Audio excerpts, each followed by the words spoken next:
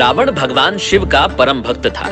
उसने भोलेनाथ को प्रसन्न करने के लिए कैलाश पर्वत हाथों में उठा लिया था। रावण शिव शंकर की अपार भक्ति में लीन तो रहता था, लेकिन वो अहंकारी भी था। रावण का अहंकार कम करने के लिए भगवान भोलेनाथ ने कैलाश पर्वत पर अपना पैर रख दिया, जिससे पर्वत का भार इतना बढ़ गया कि रावण से सहा नहीं गया और वो कैलाश पर्वत के नीचे दब गया। रावण की पीड़ा असहनीय होती जा रही थी। इसी मुसीबत को दूर करने के लिए रावण ने उसी वक्त शिव तांडव स्तोत्र की रचना की और उसे भगवान शिव को सुनाया। भगवान शिव रावण की इस स्तुति से प्रसन्न हुए और वरदान देने के साथ ही उसके सभी कष्टों को दूर किया।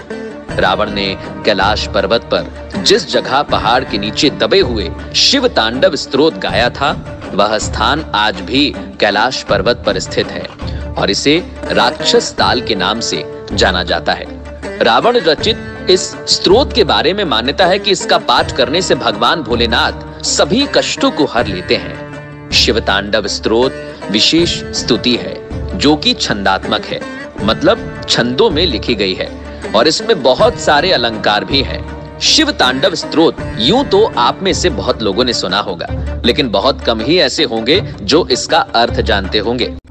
नमस्कार, आप देख रहे हैं युग कथा और आज हम आपको सुनाएंगे रावण रचित शिव तांडव स्तोत्रम और बताएंगे उसके एक एक छंद का अर्थ। जटाटवी गलज्ज्वल प्रवाह पावित स्थले गलेव लंबिताम भुजंग तुंग मालिकाम डमड डमड डमड डमन्निनाद वड्डमर्वयम चकार चंड तांडवम तनु तुनः शिवः शिवम। अर्थात उनके बालों से बहने वाले जल से उनका कंठ पवित्र है और उनके गले में सांप है जो हार की तरह लटका है और डमरू से डमट डमट डमट की ध्वनि निकल रही है। भगवान शिव शंभु तांडव नृत्य कर रहे हैं, वे हम सबको संपन्नता प्रदान करें। जटा कटाह संभ्रम भ्रमन्न लिंप निर्झरी विलोल बीच बल्लरी विराजमान मूर्धनि धगद धगद धगद ज्वलल ललाट पट्ट पावके किशोर चंद्रशेखरे रति ही प्रतिक्षणम मम।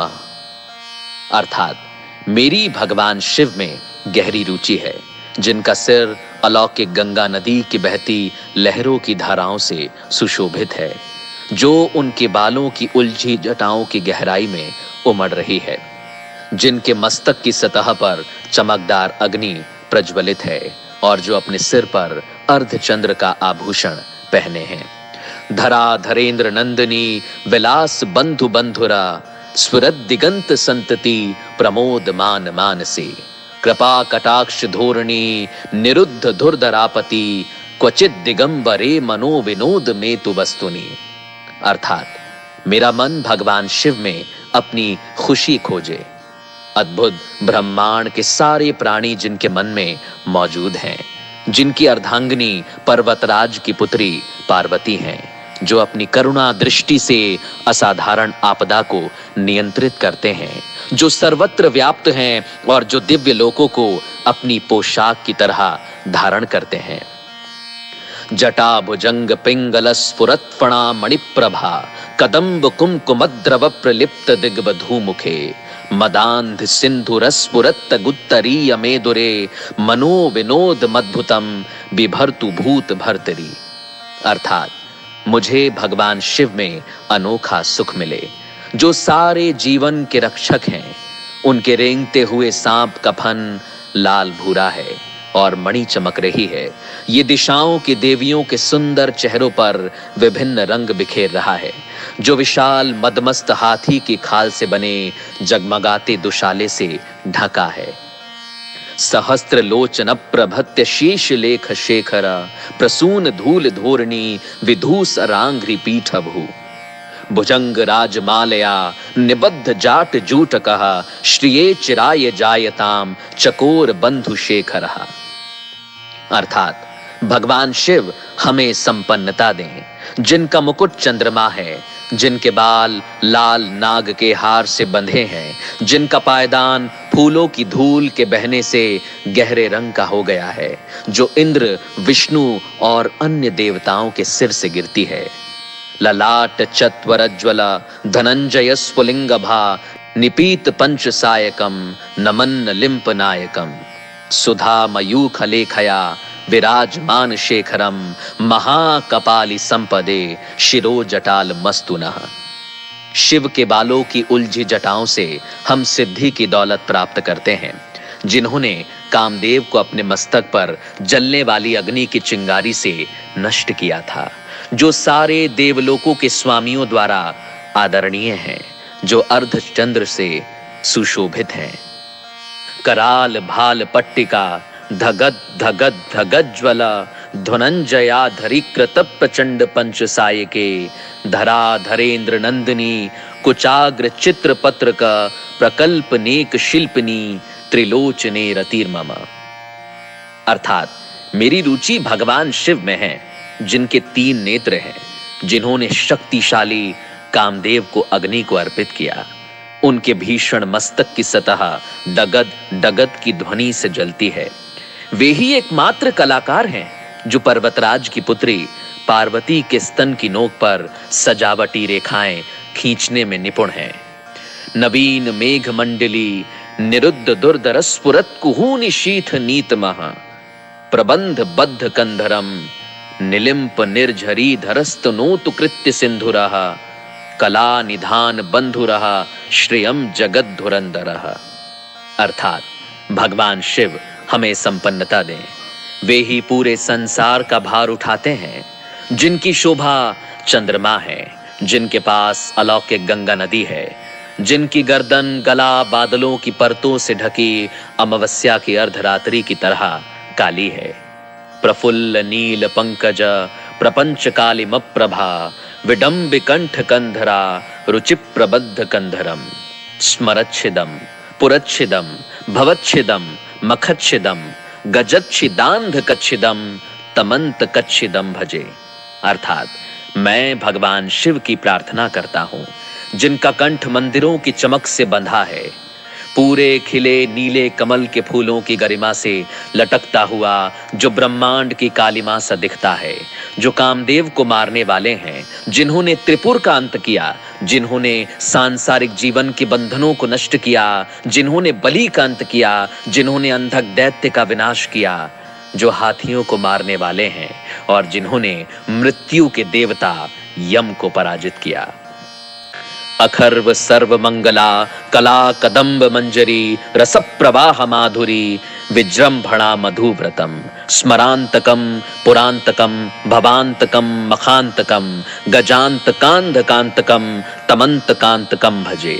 अर्थात मैं भगवान शिव की प्रार्थना करता हूँ, जिनके चारों ओर मधुमक्खियां उड़ती रहती हैं, शुभ कदम्ब के फूलों के सुंदर गुच्छे से आने वाली शहद की मधुर सुगंध के कारण, जो कामदेव को मारने वाले हैं, जिन्होंने त्रिपुर का अंत किया, जिन्होंने सांसारिक जीवन के बंधनों को नष्ट किया, जिन्होंने बलि का अंत किया, जिन्होंने अंधक दैत्य का विनाश किया, जो हाथियों को मारने वाले हैं और जिन्होंने मृत्यु के देवता यम को पराजित किया। जयत वधब्र विभ्रमा भ्रमद भुजंग मश्वसा द्विनिर्ग मत क्रमस्फुरत कराल भाल हव्यवार धिमिद धिमिद धिमिद धिमिद ध्वनन रदंग तुंग मंगल ध्वनि क्रम प्रवर्तितः प्रचंड तांडवः शिवः। अर्थात शिव जिनका तांडव नृत्य नगाड़ी की डिमिड डिमिड तेज आवाज श्रृंखला के साथ लय में है, जिनके महान मस्तक पर अग्नि है, वो अग्नि फैल रही है नाग की सांस के कारण, गरिमामय आकाश में गोल गोल घूमती हुई। दृश्यत विचित्र तल्पयोर भुजंग मोक्ति कमस्त्र जोर गरिष्ठ रत्न लोष्ठयो सुहृद पक्ष पक्षयो तृणार बिंदु चक्षुषो प्रजामही महेन्द्रयो समम प्रवर्तयन मनः कदा सदा शिवम भजे। अर्थात मैं भगवान सदाशिव की पूजा कब कर सकूंगा?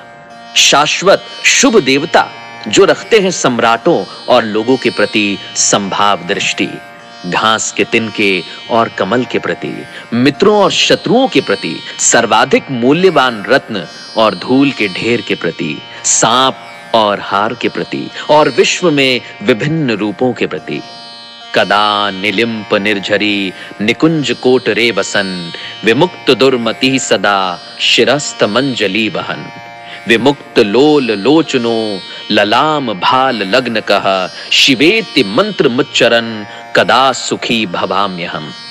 अर्थात मैं कब प्रसन्न हो सकता हूं, अलौकिक नदी गंगा के निकट गुफा में रहते हुए, अपने हाथों को हर समय बांधकर अपने सिर पर रखे हुए, अपने दूषित विचारों को धोकर दूर करके शिव मंत्र को बोलते हुए, महान मस्तक और जीवंत नेत्रों वाले भगवान को समर्पित। इमं हि नित्यमेव मुक्त मोत मम स्तवम, पठन स्मरन ब्रुवन नरो विशुद्ध मेति संततम।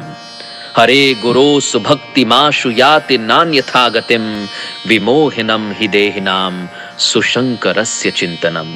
विमोहनम हि देहिनाम सुशंकरस्य चिंतनम। इस स्तोत्र को जो भी पढ़ता है, याद करता है और सुनाता है, वह सदैव के लिए पवित्र हो जाता है और महान गुरु शिव भक्ति पाता है। इस भक्ति के लिए कोई दूसरा मार्ग या उपाय नहीं है, बस शिव का विचार ही भ्रम को दूर कर देता है। पूजा वसान समये दशवक्त्र गीतम, यह शंभु पूजन परम पठति प्रदोषे। तस्य स्त्राम रथ गजेंद्र तुरंग युक्ताम, लक्ष्मीम सदैव सुमुखिम प्रदाति शंभु।